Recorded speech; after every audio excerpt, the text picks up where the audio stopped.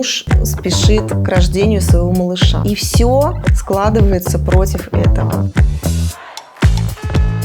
И мы подняли один борт, и тут же подняли второй. И мы провели порядка, наверное, 6 олимпиад. Просто забыли на берегу, товарищи, на необитаемом острове. Такой секретный ингредиент, который является залогом успеха почти любого путешествия. Не знаю, можно ли об этом говорить.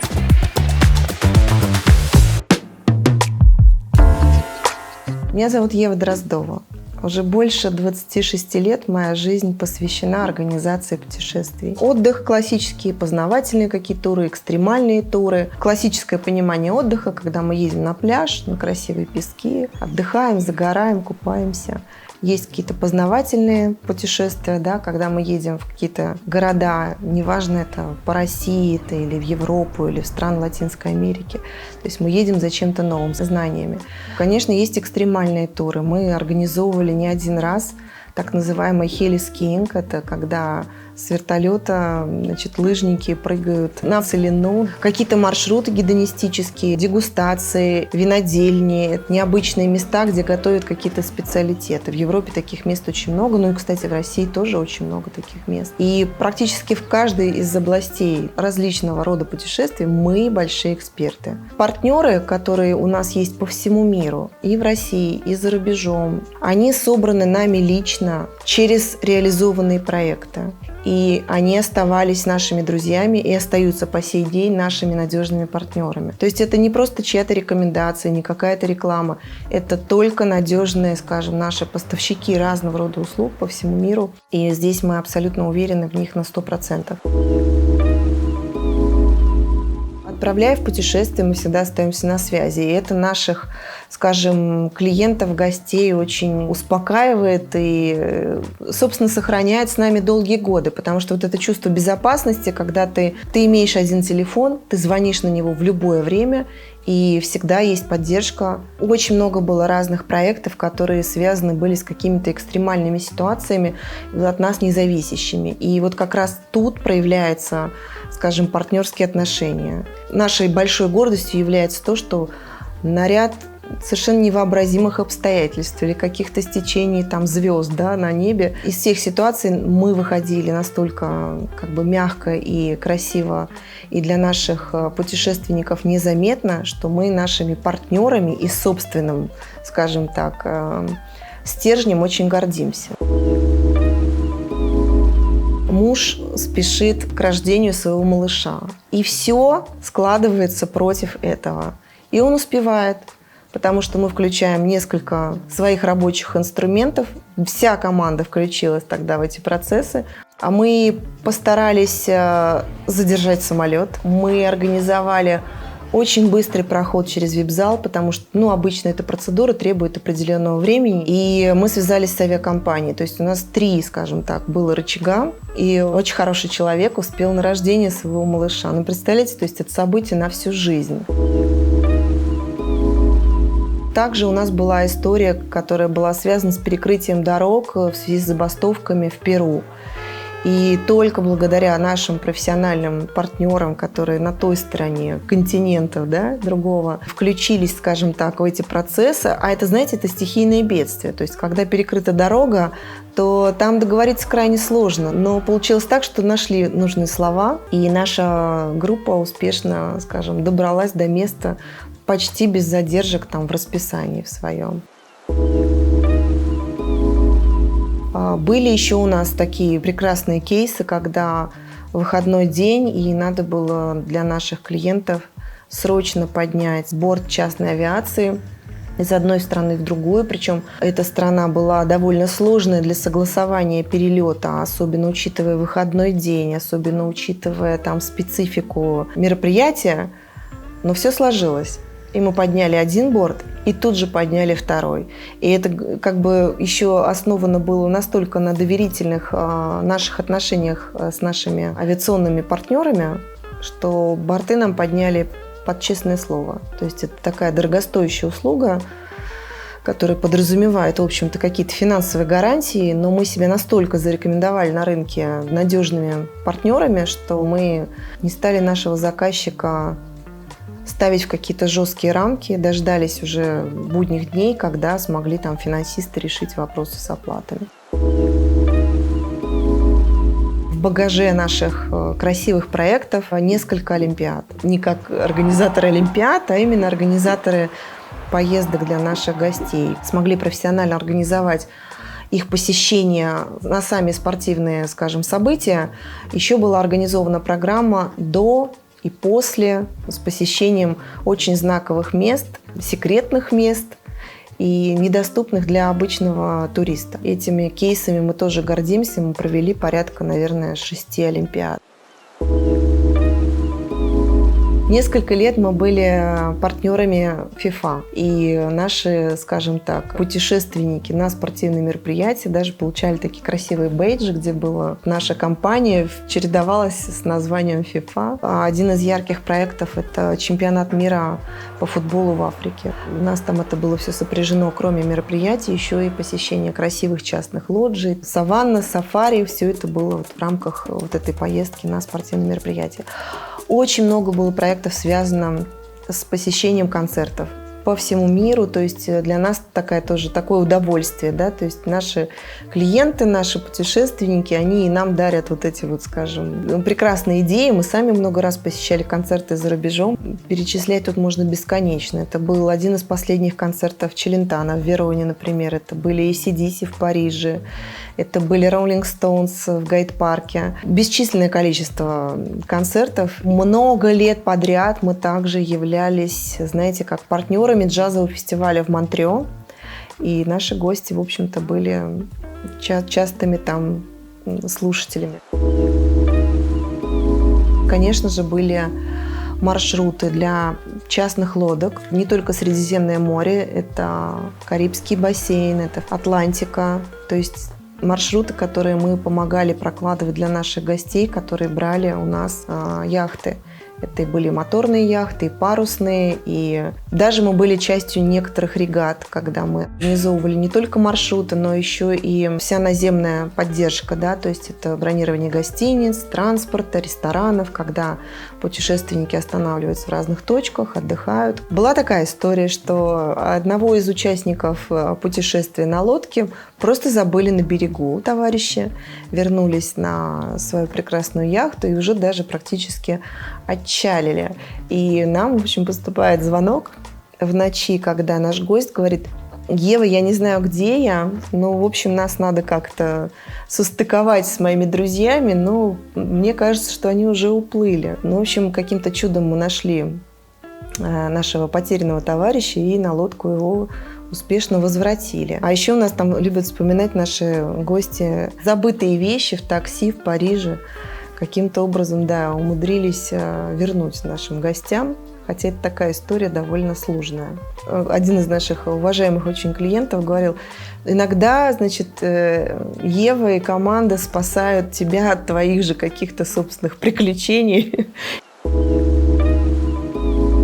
И задачи были совершенно невероятные. То есть, например, организовать свадьбу на озере Кома. То есть здесь все настолько понятно, слажено и уже отработано годами, что для нас этот кейс очень обыкновенный. А вот организовать что-то подобное в какой-то глубинке российской, например, да, где совершенно нет никаких благ цивилизации, только красивая природа, только наслаждение пейзажами и гладью водяной. И здесь надо умудриться очень красиво организовать, скажем так, пространство, чтобы гости, которые привыкли к самому-самому высочайшему уровню сервиса, остались довольны. Вот это как раз сложная задача, но она для нас интересная очень. Мы на необитаемом острове в плане электричества, воды или каких-то осветительных моментов. То есть там надо было организовать эту всю красоту и цивилизацию, не нарушая ландшафта, природного вайба и, так скажем, этого погружения в русскую красоту, природу и стилистику всего путешествия. Здесь у нас, конечно, огромная копилка идей и всевозможных уже, реализованных кейсов, которые вообще очень легко по рельсам можно сделать. Любой состав участников, от семейной пары, какой-то большой семьи, большой компании друзей до выезда крупных корпораций. По этим отлаженным красивым маршрутам мы можем очень уверенно реализовать. Одни из таких ярких впечатлений – это организация, к примеру, да, винной дегустации в Чили, в Аргентине. То есть были, когда наши гости приезжают на виноградники в очень красивые, дикие, скажем, места, и для них специально готовится с красивым столом, с убранством. Ну, то есть абсолютно такая фотогеничная тоже история. Очень украшает путешествие, когда ты едешь что-то узнать новое, познакомиться с городами, посетить, конечно, знаковые музеи, но и попробовать что-то вкусное. Но все это, конечно, основано на людях. Наши партнеры по всему миру, в разных маленьких и больших городах по Европе, в Латинской Америке, в России, способны, в общем-то, воплотить любую идею. И у нас еще есть, скажем, такой секретный ингредиент, который является залогом успеха почти любого путешествия. К примеру, возьмем известный всем такой понятный Париж. Казалось бы, многие уже ездили в этот чудесный город света, попробовали пожить в разных красивых отелях, посетили Лувр, посмотрели музей Д'Орсе и так далее. То есть посмотрели все знаковые места, но мало кто знает, что в Париже огромное количество секретных потаенных местечек. И у нас есть несколько человек, которые способны эти местечки приоткрыть для избранной аудитории и познакомить совершенно с уникальными тоже людьми, как бы аристократами, гедонистами в нескольких поколениях. За этим стоит абсолютный восторг, потому что путешествие становится очень необычным. То есть это не какая-то стандартная программа, а это все-таки уже какие-то уникальные знакомства, которые с людьми 100% остаются на всю жизнь. Примерно 20 лет назад к нам поступил запрос от нашего постоянного гостя с просьбой найти ему дом на берегу моря, на юге России, с тем, чтобы он соответствовал ряду критериев. То есть нам пришлось выехать на некую инспекцию. Несколько дней мы посвятили живому прям поиску этого объекта, нашли его, совершенно удивительным образом забронировали и отправили нашего гостя по тем временам очень необычным способом. Мы в сотрудничестве с РЖД цепляли вагон. И, конечно же, этот вагон мы также инспектировали, также вносили свои какие-то правки, изменения, начиная там от, смены постельного белья и заканчивая тем, что мы провожали нашего гостя с пирожными из кафе «Пушкин», на тот момент открывшегося. Путешествие сложилось очень здорово для него. Я считаю, что детей надо брать с маленького возраста, как только они уже начинают что-то понимать. Помимо, конечно, путешествий просто на отдых, конечно же, всегда с удовольствием, но любые познавательные путешествия мы, например, можем организовать таким образом, что и детям, и взрослым будет одинаково интересно, потому что это же ключевое, да, то есть если малыш как-то ничем не увлечен, то и родители не могут получить удовольствие от поездки. То есть все внимание переключается на ребенка.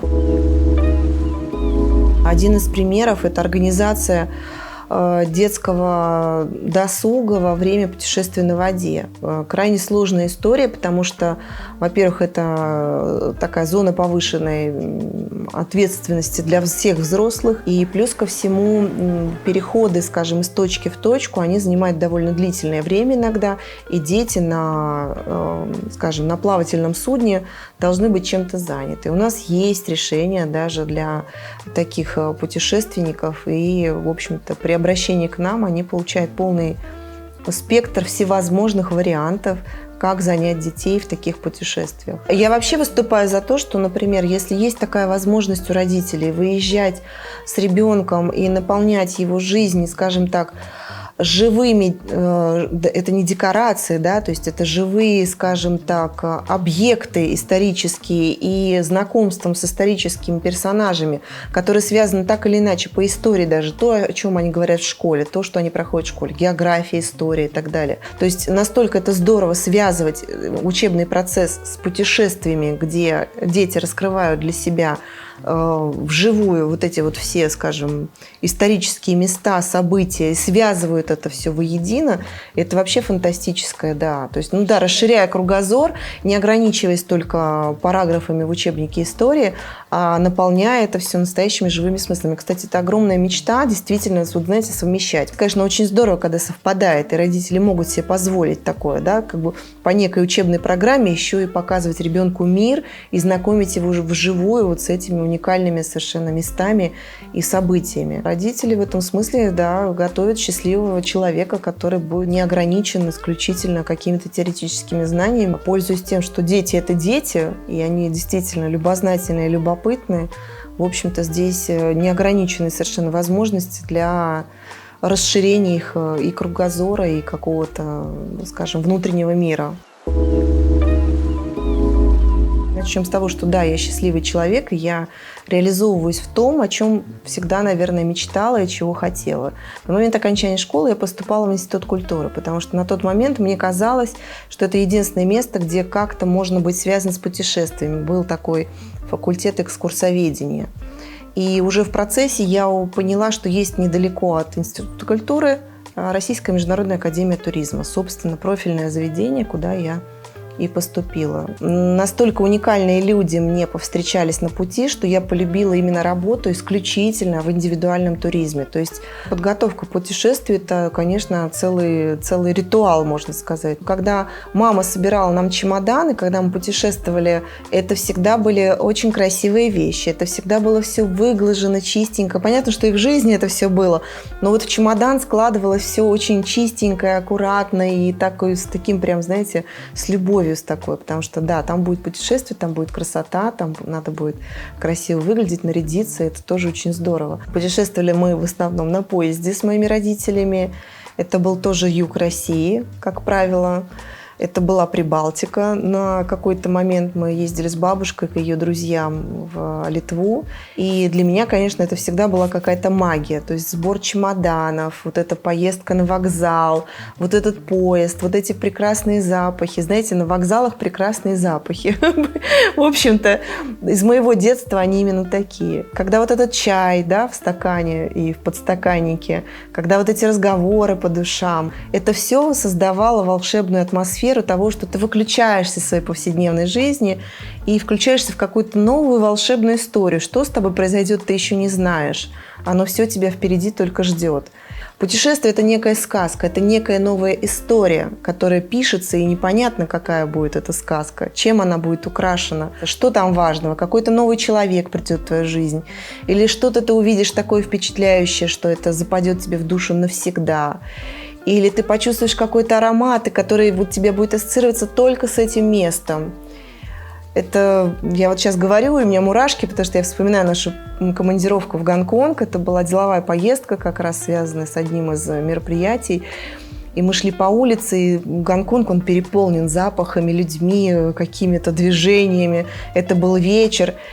И мы проходили мимо какого-то очень симпатичного заведения. Там были такие, знаете, винтажные какие-то двери. Доносилась очень приятная музыка, какая-то дымка.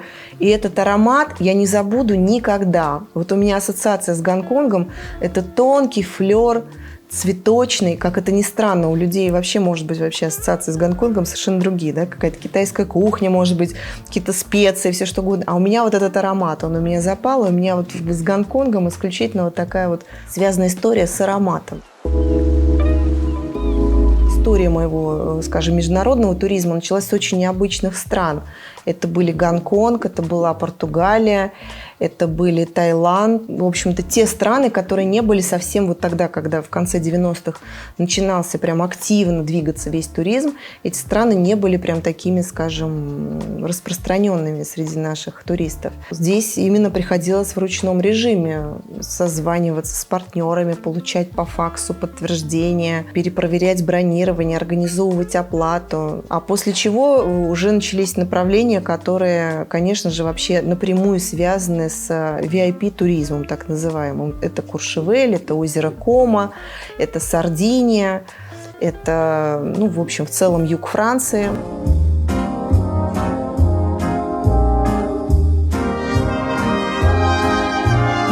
примерно в 2000-х годах, когда был самый пик, самая красота, когда люди путешествовали очень красиво.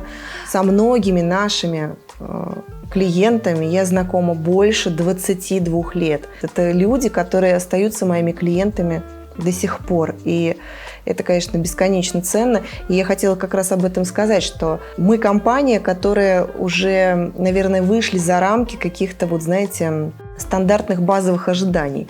Потому что на наших глазах выросли дети. Эти дети вышли замуж или женились. Мы были непосредственными участниками, организаторами их уже свадеб. И их уже дети, а родители с внуками путешествуют вместе с нами. И для меня это фантастическая какая-то, вот знаете, я немножко оглядываюсь назад, и мне не верится, что это все вообще в моей жизни происходило, происходит, и я надеюсь, будет происходить долгие годы.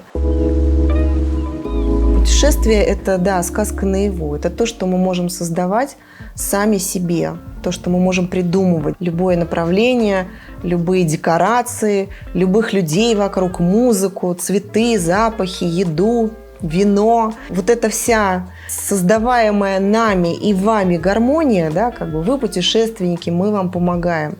Мы помощники путешественников, реализуем вашу сказку. Может быть, на палубе яхты красивой, а может быть, полна приключений, когда вы идете в горы, когда вы идете по самым красивым тропам. И это пикники в каких-то совершенно диких и удивительных местах, это озера. Ну, в общем, это бесчисленное количество идей, которыми мы готовы делиться, но не со всеми. Не знаю, можно ли об этом говорить вот так вот, что не со всеми.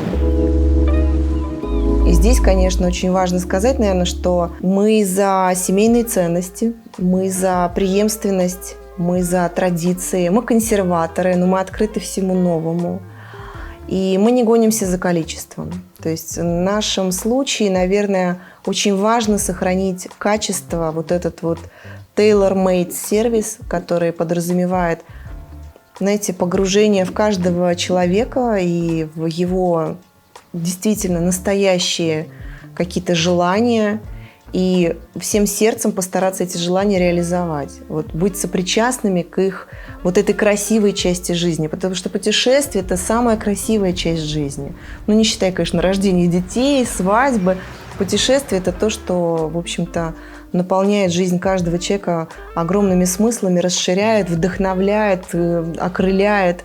И вот это вот быть к этому сопричастным – это огромное счастье. Творить это. Искушенные гости оценят наш опыт, скажем так. Искушенные путешественники, которые способны и готовы рассмотреть необычные решения или привнести комфорт туда, где его нет, или составить что-то необычное. Вот это прям к нам, потому что мы в этом специалисты очень большие. И мы остаемся на этом высоком уровне и очень гордимся своим, знаете как, своим прошлым, настоящим и смело смотрим в будущее.